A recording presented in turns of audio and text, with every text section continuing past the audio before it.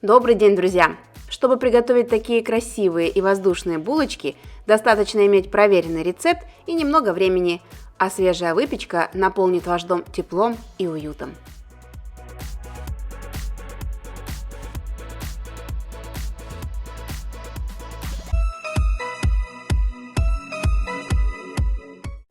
Итак, в миску вливаем 250 мл теплого молока, приблизительно 35 градусов. Высыпаем 7 грамм сухих дрожжей и 2 столовые ложки сахара. Перемешиваем венчиком до однородного состояния, накрываем тонким полотенцем и даем время дрожжам активироваться. Через 10 минут в опару высыпаем оставшийся сахар и добавляем щепотку соли. Также всыпаем столовую ложку манки, вливаем 30 мл растительного масла без запаха и 30 грамм растопленного и полностью остывшего сливочного масла. Разбиваем одно яйцо и снова перемешиваем венчиком до однородности.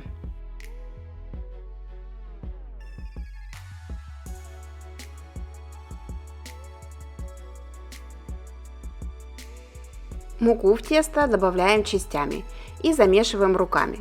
Обычно муки уходит 500-550 грамм. И обязательно используем муку просеянную.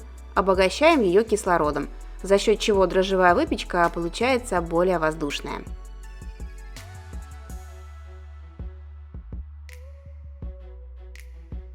Тесто собирается в единый комок довольно быстро, после чего вымешиваем его еще в течение 5 минут.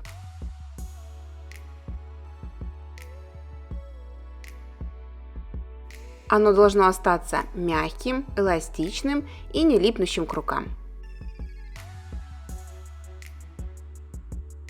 Кладем тесто назад в миску, в которой замешивали, дно смазываем растительным маслом. Накрываем тонким полотенцем и ставим в теплое место на подъем. Я ставлю в электрическую духовку, включенную на 40 градусов. Дверцу закрываю. Тесто в духовке поднимается равномерно и очень быстро. На этот раз у меня тесто подошло ровно за 40 минут. Посмотрите, какое оно пушистое, воздушное. Слегка обминаем его руками и перекладываем на стол, смазанный растительным маслом.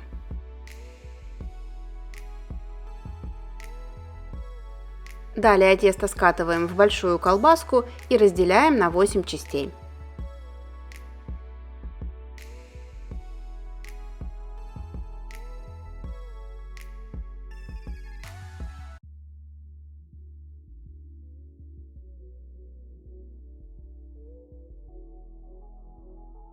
Каждую часть округляем, а затем шарики теста накрываем полотенцем и даем постоять 15 минут. За это время они вырастут и станут более воздушными.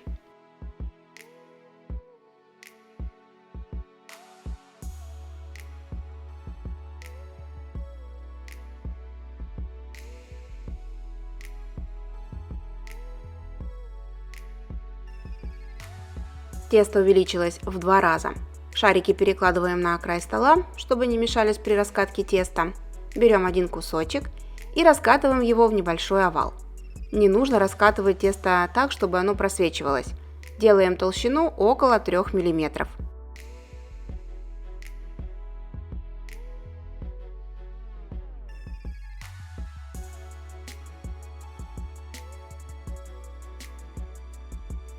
Теперь разрезаем тесто на полоски.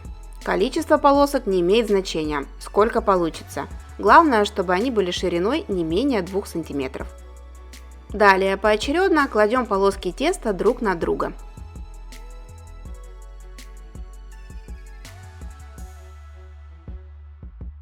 Берем деревянную палочку и надавливаем ею на центр. По получившейся бороздке разрезаем ножом. У нас получаются 2 кусочка теста. Скрепляем их с одной стороны и плетем косичку.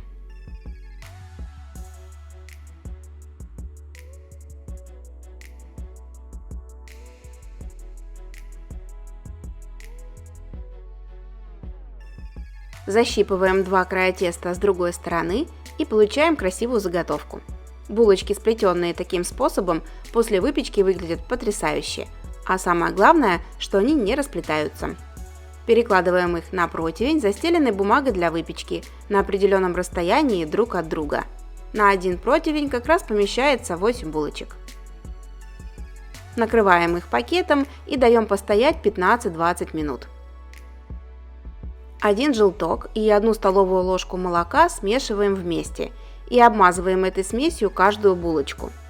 Просто молоко или яйцо не дают такого красивого глянцевого эффекта и румяного цвета, как смесь желтка и молока. Уже даже в сыром виде понятно, насколько булочки будут воздушными и мягкими. Они просто как пушинка. Аккуратно обмазываем булочки получившейся смесью при помощи силиконовой кисточки.